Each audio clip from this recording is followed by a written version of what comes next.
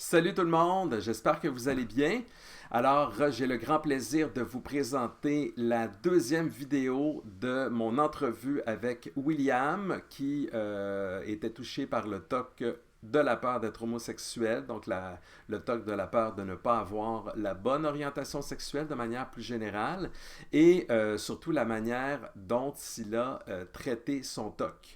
Donc, c'est vraiment encourageant et dans cette vidéo, il va vous partager davantage quels sont les conseils qu'il peut vous prodiguer pour, en tout cas, ce qui l'a aidé à réussir sa thérapie. Donc, c'est vraiment de précieux conseils, un bel encouragement, un beau message d'espoir aussi pour toutes les personnes qui souffrent de TOC. Encore une fois, s'il vous plaît, ne me tenez pas rigueur du fait que la qualité de la vidéo est pas super. C'est la première entrevue que je fais avec justement les outils dont je dispose. Donc, je ne suis pas un pro du sujet, mais j'espère que vous allez surtout vous concentrer sur le contenu, même si l'image et le son ne sont pas les meilleurs. Alors, merci d'avance de votre intérêt pour cette belle entrevue et je vous retrouve dans la vidéo. À plus tard. Alors, William, on continue cette belle entrevue et là, vraiment sur un sujet qui va intéresser de manière très importante, je crois, les personnes qui souffrent de TOC, c'est-à-dire, tu vas nous partager, parce que là, ça fait des années que tu ne souffres plus ben, tu vas expliquer en détail, mais que tu t'es libéré du TOC quand même de manière majeure. Et on va parler des conseils que tu peux donner pour réussir ta thérapie. Alors, je rappelle que la thérapie que tu as appliquée, c'est la thérapie, la TCC, donc thérapie cognitivo-comportementale d'exposition avec prévention de la réponse, qui est la plus ancienne et validée scientifiquement, donc reconnue pour fonctionner le mieux avec le TOC, bien que des approches plus récentes comme le MDR, la thérapie par inférence, qui sont aussi des approches, ben, la thérapie par inférence, c'est aussi une TCC, donc qui offre des résultats prometteurs. Toi, c'est vraiment ce que tu as appliqué. Donc, selon ton expérience, qu'est-ce qui t'a le plus aidé là, pour d'entrée de jeu, qui a fait la différence? Alors, je pense que dans un premier temps, j'étais vraiment très motivé parce que voilà, je voulais avoir une vie épanouie, je voulais être épanoui avec ma copine qui est devenue par la suite ma femme. Donc en fait, je voulais avoir une vie quotidienne sereine. Et donc voilà, la motivation, vraiment, ça a été la clé de voûte d'entrée, quoi, si on peut parler comme ça. OK, donc vraiment, ça c'est un point fondamental que tu mentionnes parce que je faut jamais dorer la pilule. Appliquer la TCC d'exposition avec prévention de la réponse, ça demande des efforts. Donc, Oui, comme tout ce qui demande des efforts, il faut être motivé. Et de ce que j'observe, et donc la rétroaction que j'ai des différentes personnes, même si la TCC d'exposition avec prévention de la réponse est la plus efficace, évidemment, si on ne l'applique pas complètement, si on n'est pas motivé pour l'appliquer, c'est ce qui fait la différence. Donc, toi, je crois que ça a quand même pris plusieurs mois, hein, de ouais, mémoire, quelque chose comme 9 mois même, avant ouais. que tu passes du début à la fin. Là, c'était tout un processus, mais vraiment, mais la motivation, et c'est ce qui t'a permis de continuer à appliquer les exercices, c'est ce qui t'a permis de faire des prises de conscience aussi Ouais. progressivement dans le processus. Donc, je rappelle vraiment que la clé de voûte, oui, c'est d'utiliser une bonne approche qui fonctionne, mais aussi d'être motivé. Donc, Ouais, exactement. Exactement. OK.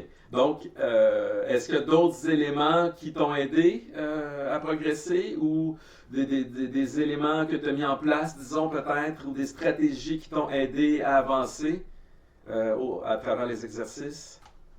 Et ben en fait, globalement, bah oui, ce qui m'a aidé, c'était bon, dans mon cas vraiment à moi, bah, c'était de suivre en fait le processus que tu as mis en place de e-learning pour le Tokomo, parce que voilà, c'est quelque chose qui est, je vais te faire un peu de pub, mais c'est quelque chose il est bien fait, il est, il permet de progresser à son rythme, d'avancer aussi à son rythme et de mettre en place en fait plusieurs jalons qui sont nécessaires avant justement d'appliquer l'exposition avec prévention de la réponse en fait. Et donc moi c'est là que ça m'a aidé, ça m'a permis d'acquérir toutes ces notions. Et ça m'a pris un peu de temps, hein, parce que c'est pas forcément simple quand on est non initié dans ça, tout souvent ça. je dis, Voilà, il faut accepter. la thérapie est facile à comprendre, mais bien l'appliquer parce qu'il y a une myriade d'erreurs qu'on peut faire, dont arrêter Tout à trop fait. tôt, laisser mal identifier les symptômes, croire qu'on est libéré du TOC parce qu'il y a une récession spontanée des symptômes et qui nous fait arrêter d'appliquer la thérapie, etc. Donc, c'est ça, il y a plusieurs pièges, alors c'est vraiment important. OK. Peux-tu décrire un peu comment, justement, quels sont les éléments que tu appliquais toi-même pour avancer à travers Et ton ben voilà, processus? j'avançais à mon rythme au fur et à mesure des vidéos que tu proposais. Moi, ce que j'aimais beaucoup, c'est le fait que tu fasses ça par vidéo et non pas juste par un support de texte. Parce qu'en fait, le fait d'avoir une vidéo des vidéos qui s'enchaînent, ça rend la chose un petit peu vivant. On met une voix et quelqu'un en fait derrière le programme en e-learning. Donc c'est vrai que ça, déjà, c'est quelque chose qui aide, quoi. OK. Voilà. Après, j'ai vraiment avancé à mon rythme, mais j'ai quand même tâché d'avancer à bon rythme quand même, parce que voilà, j'étais motivé. Et donc, je dirais que j'ai mis à peu près 3 mois à bien comprendre les différentes notions. Et parce qu'en fait, il y a une phase. Le programme permet d'avoir une très bonne connaissance générale sur le fonctionnement du TOC, notamment avec le module TOCOMO. Mais après, il faut être capable de faire un petit effort de diagnostic personnel, quoi. C'est-à-dire de voir quand est-ce que je fais des compulsions, quand est-ce que je fais des obsessions, être capable de bien les identifier. Et ça, c'est vrai que ça a été un vrai atout pour moi, quoi. Voilà. Après, moi, je l'ai trouvé bien fait parce qu'il permet en fait d'acquérir toutes ces notions, de comprendre les définitions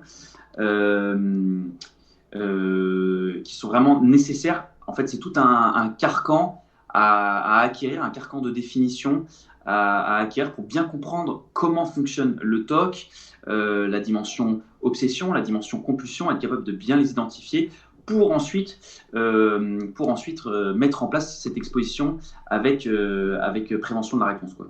Et donc, je l'ai trouvé en ce sens vraiment bien fait. Il y a d'abord une partie sur les définitions, le fonctionnement du TOC et ensuite une partie application. Donc OK. ça m'a vraiment aidé parce que je me suis senti guidé. OK. Donc, c'est vraiment cet encadrement-là que tu as trouvé particulièrement utile et qui t'a aidé à avancer, disons, pour toi. Ouais, ouais, OK. complètement. Ouais.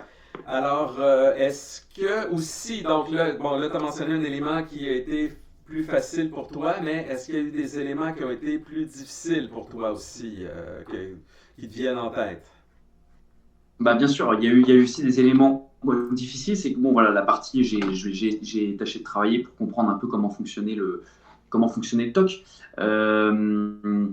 Mais voilà, après, ce qu'il y a de délicat, c'est après de s'approprier le contenu et d'être capable de voir. Parfois, on a du mal à voir quand est-ce qu'on fait, au début notamment, mais c'est pour ça que c'est un travail un peu de longue haleine, quand est-ce qu'on fait une compulsion.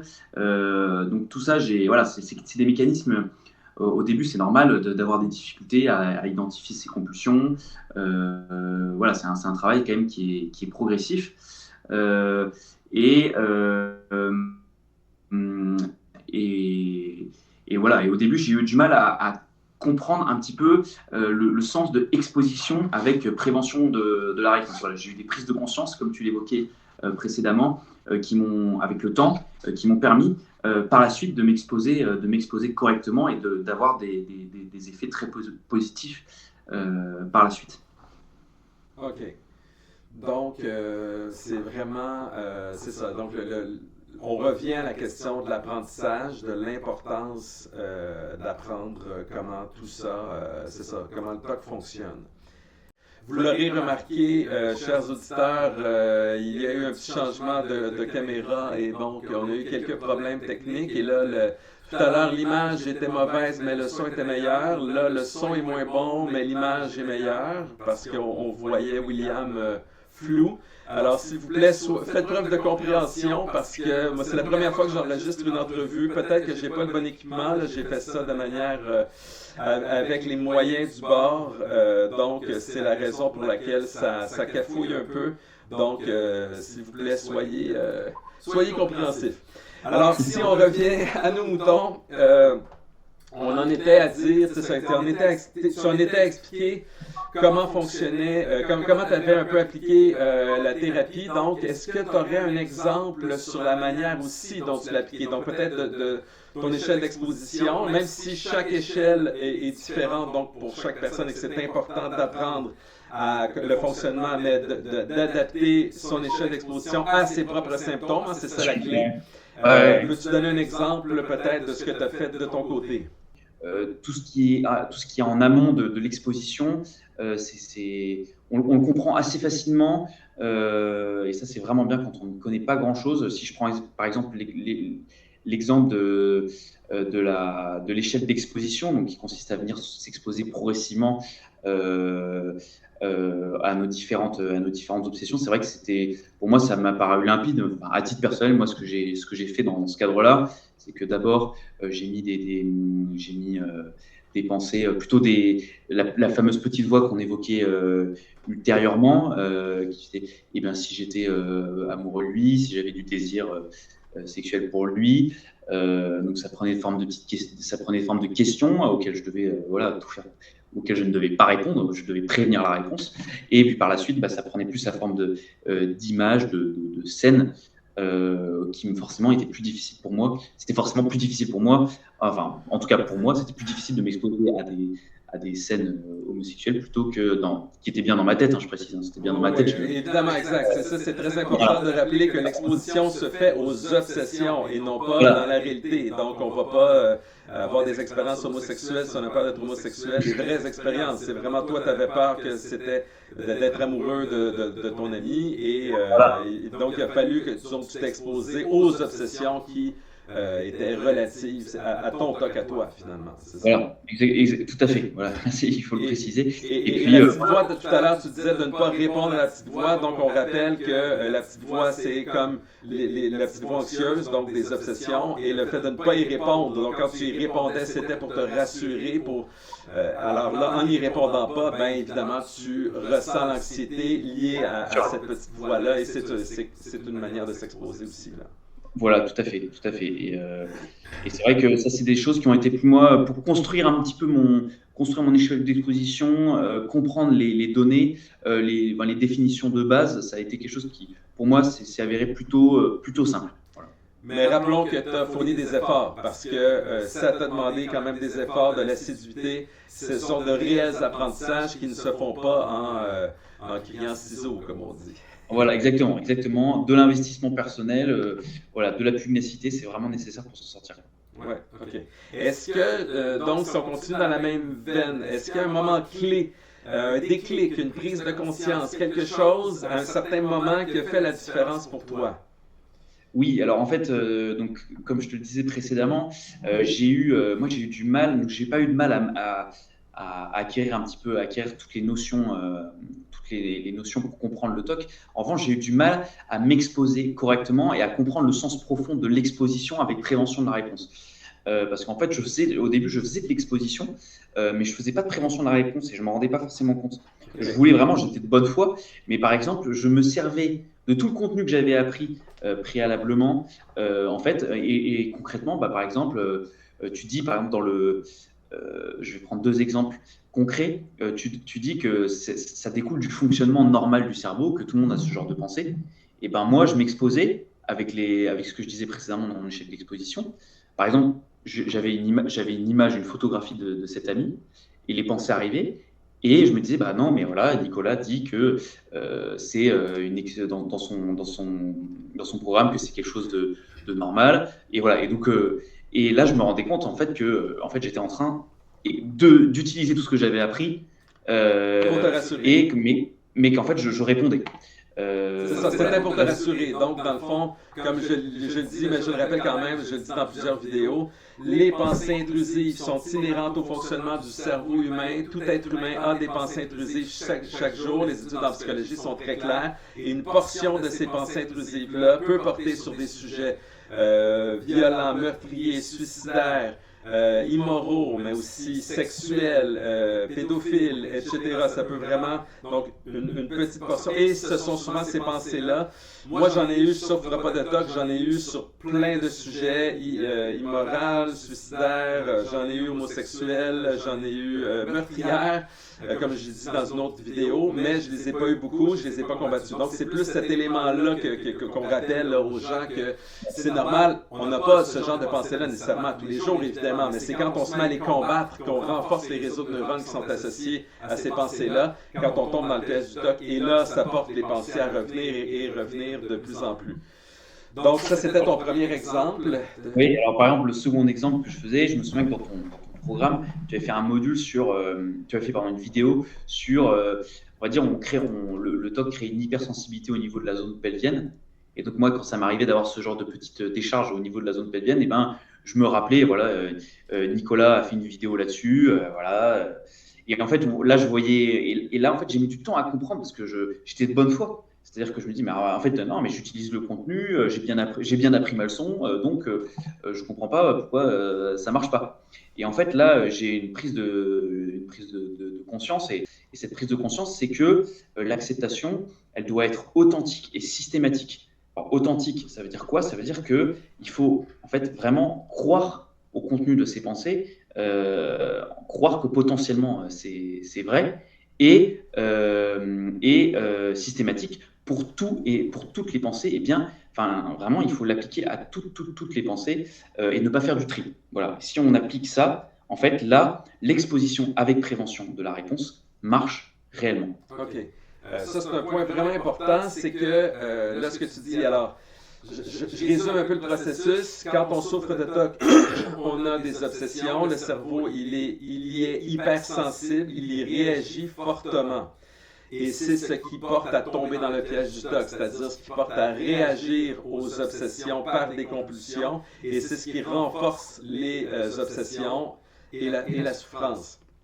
Donc souvent, évidemment, on reçoit des conseils, on lit des conseils de type « on ne doit pas réagir aux pensées, on doit simplement les accepter, les laisser aller, les laisser passer ». C'est un très bon conseil. Le problème, c'est que quand on souffre de TOC, surtout en début de processus, le cerveau est trop hypersensible pour être capable de faire ça. Et c'est pour ça que toi, dans ton processus, comme pour n'importe qui, dans le processus de thérapie d'exposition, à mesure que tu appliques ce qu'on appelle l'exposition active, les spécialistes te recommandent une trentaine de minutes à tous les jours, au moins 4 jours par semaine, idéalement à tous les jours, parce que c'est une bonne habitude, donc ça permet de désensibiliser le cerveau de ses peurs.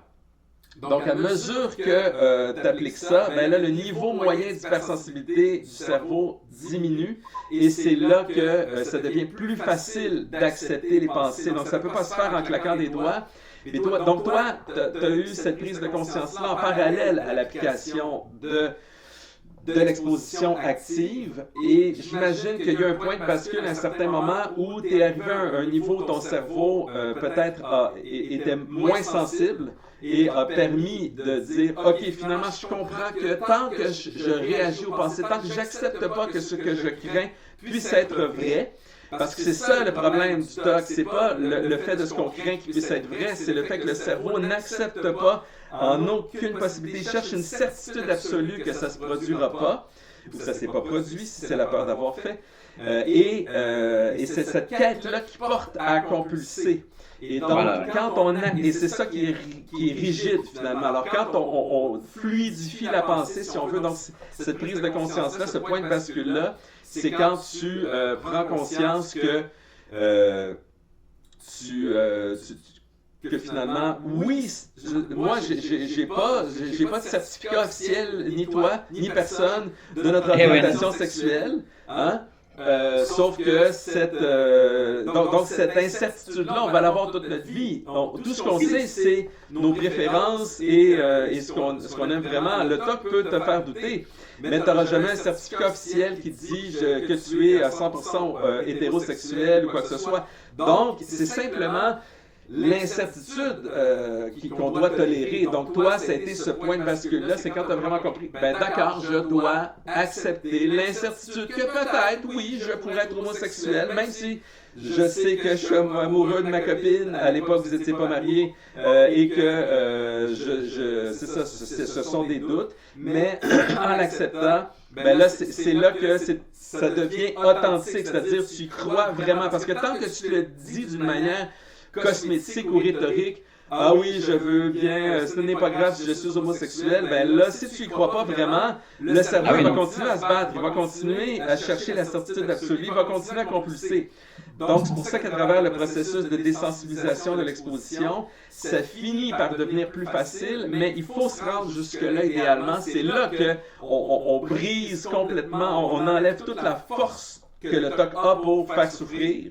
C'est-à-dire, là, cette compréhension elle est authentique et systématique. Donc, tu l'appliques à tout ce que le cerveau peut, tout ce sur quoi le cerveau peut avoir peur.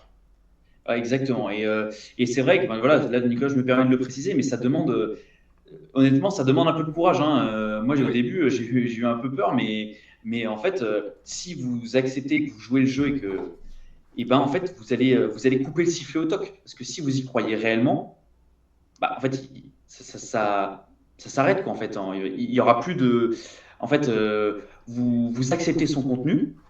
Et ben en fait, vous lui coupez le sifflet en quelque sorte. C'est ça, parce que sinon, le TOC envoie des leurres, des illusions. Le haut niveau d'anxiété porte le cerveau à être hyper vigilant et à se concentrer sur le moindre signe qui est interprété comme étant une preuve que le pire est vrai. Donc, ce que tu disais de ton interprétation des décharges dans la zone pelvienne et tout, alors que c'est lié à l'anxiété, mais c'est interprété comme étant une preuve que les peurs sont vraies. Et c'est ça qui crée souvent une boucle de rétroaction négative. Et donc, mais c'est pour ça que c'est aussi important d'appliquer à chaque jour l'exposition pour réduire ça. Et après, ça finit par devenir de plus en plus évident que c'est le TOC et que le TOC, c'est ça, que ce sont des leurres. Et de croire dans le fait que ben oui, qu'on peut s'accepter finalement de façon authentique et systématique. Mais au début, c'est impossible. Tu n'aurais pas pu y arriver en début de processus, évidemment. Non, parce que tout le travail nécessaire en amont, comprendre les définitions, comprendre globalement le TOC, capable de l'approprier à sa situation, tout ça, si vous n'avez pas fait le travail en amont, ce n'est pas la peine d'essayer de vous exposer. Je pense que ça ne fonctionnera pas. Voilà. Il y a du travail à faire en amont, il est vraiment, et moi je le dis, il est nécessaire et indispensable. Tout à fait. OK, ben, écoute, merci beaucoup des conseils. Peut-être une dernière question pour finir ce segment-là de l'entrevue. Est-ce que tu peux nommer des choses qui ont été difficiles pour toi pour rester motivé? Qu'est-ce qui t'a aidé à persévérer dans le processus, vu que, comme on disait, c'est un processus qui s'est quand même échelonné sur plusieurs mois?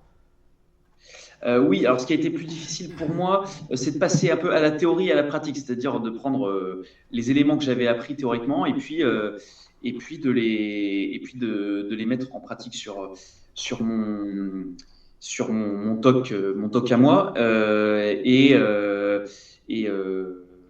Ça a été vraiment une vraie difficulté. Et voilà, moi, je le dis, mon erreur à moi, ça a été de ne pas réussir à m'exposer correctement au début, quoi. J'avais pas forcément compris. Je le faisais un peu de manière cosmétique, comme tu viens de le dire. C'est ma principale difficulté. Ouais. C'était l'exposition cosmétique que j'avais au début, qui consistait à dire oui, mais en fait, dans le fond, derrière, je reprenais toutes mes petites notes que j'avais prises dans le programme e-learning et je me les récitais, je les avais écrites dans un petit cahier et je me vois encore, par exemple, m'exposer dans le train et avoir mon petit carnet en face de moi avec les phrases que tu disais, Nicolas, dans le module, quoi. Et bon, maintenant, ça me fait marrer parce que je me dis, bah, j'étais complètement à côté de la plaque et c'était pas du tout l'exposition avec compréhension de la réponse, c'est pas du tout prendre le module et lire les réponses. Enfin, là, je suis complètement dans la réaction et je me sers même du programme. Le programme devient une gigantesque compulsion. Oui, tout à fait. Il y a même une section dans mon programme, c'est comment ne pas faire de la thérapie une compulsion, par exemple. Ouais. Eh bien, il faut se méfier, il faut vraiment être prudent. Et voilà, moi, ça a été ma principale source de difficulté et j'ai mis quelques semaines à m'en rendre compte. Parce que oui, tout à fait, ok. Parce que rappelons que, et ça c'est souvent ce qui arrive en début de processus, c'est qu'on souffre de TOC, on a hâte que ça aille mieux, et là, on commence la thérapie, mais ça je le mentionne bien dans le programme, les plus grands spécialistes le disent et l'expliquent bien, donc dans mon programme, je n'invente rien, c'est une vulgarisation scientifique des meilleurs contenus sur le sujet là, les plus à jour. C'est vraiment donc le fait de ne pas aller trop vite et de ne pas focaliser sur les résultats. Parce que quand on débute le processus, on veut que ça aille mieux, on veut... Donc souvent les gens vont trop vite, ils sautent par-dessus les étapes, ils font pas bien les apprentissages. Quand ils s'exposent, ils focalisent que sur les résultats. Et donc même les spécialistes, dont un en particulier dont je me souviens, Jonathan Grayson, spécialiste américain, qui explique qu'il faut, au début, il ne faut même pas du tout se préoccuper des résultats. Il faut se préoccuper de la bonne application des exercices de la thérapie. Et éventuellement, les résultats vont venir. Mais si on est focalisé sur les résultats, ça devient obsessionnel. Donc le TOC va même pervertir l'application de la thérapie. Donc c'est pour ça qu'il faut vraiment se focaliser sur la bonne application des exercices chaque jour, ce que tu as fait. Et oui, et d'autant que les premiers jours, voire les premières semaines, l'anxiété va avoir tendance à augmenter puisqu'on n'y répond pas et qu'on accepte et qu'on vit vraiment l'anxiété liée aux pensées, aux images. Et donc, c'est sûr que si on s'arrête aux premières impressions, la suite va être difficile, quoi. Donc, même si c'est dur au début, il faut tenir bon. Exact. Et j'imagine que parmi les choses qui t'ont aidé à rester motivé, à persévérer, justement, ça a été lorsque quand même tu as commencé à voir que ça allait mieux, à comprendre les pièges du TOC et à le voir agir. Ça, c'est les apprentissages permettent déjà cette prise de conscience de ne plus être simplement la victime du TOC, mais de regagner un contrôle. Non pas un contrôle sur ses peurs, mais un contrôle sur le TOC, de le voir agir finalement, de ne pas juste être dans les symptômes. Et quand tu as commencé en appliquant l'exposition, ton échelle d'exposition à mesure que tu avançais, que tu voyais vraiment que des séances à l'autre que tu faisais par toi-même, tu voyais l'anxiété moyenne baisser, donc ça devait être un élément motivant pour toi? Est-ce que c'était l'élément le plus motivant?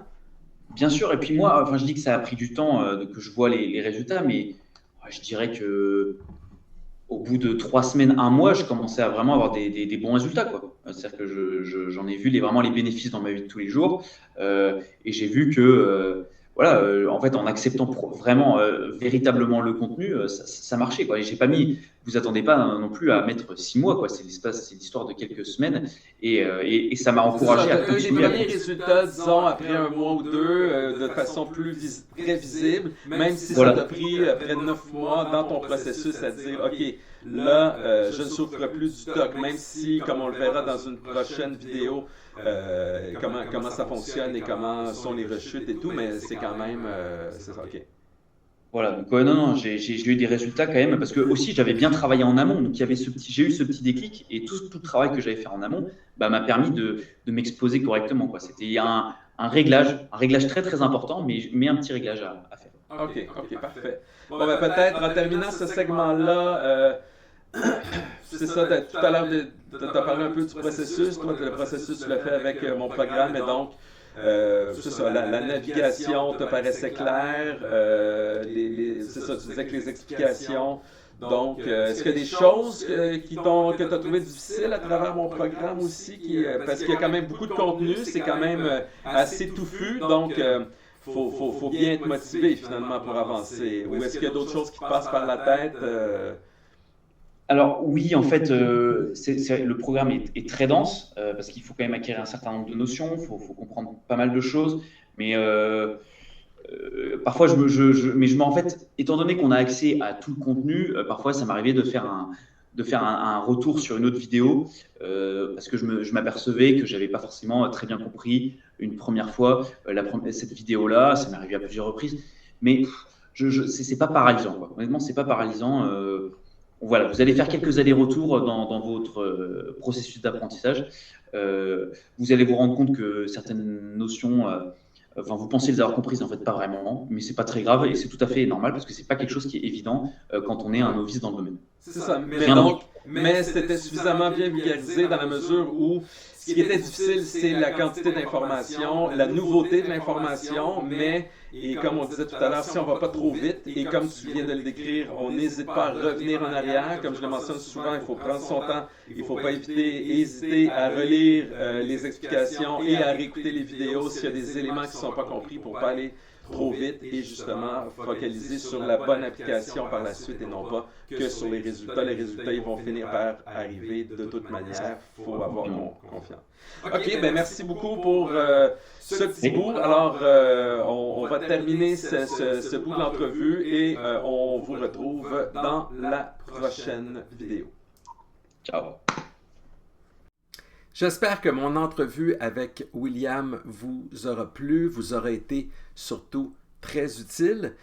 Je compte faire au moins une autre entrevue avec lui. Alors, si vous avez des questions qui n'ont pas été abordées dans cette entrevue, dans cette vidéo, je vous invite à écrire dans les commentaires d'autres questions que vous aimeriez que je lui pose lors d'une prochaine entrevue.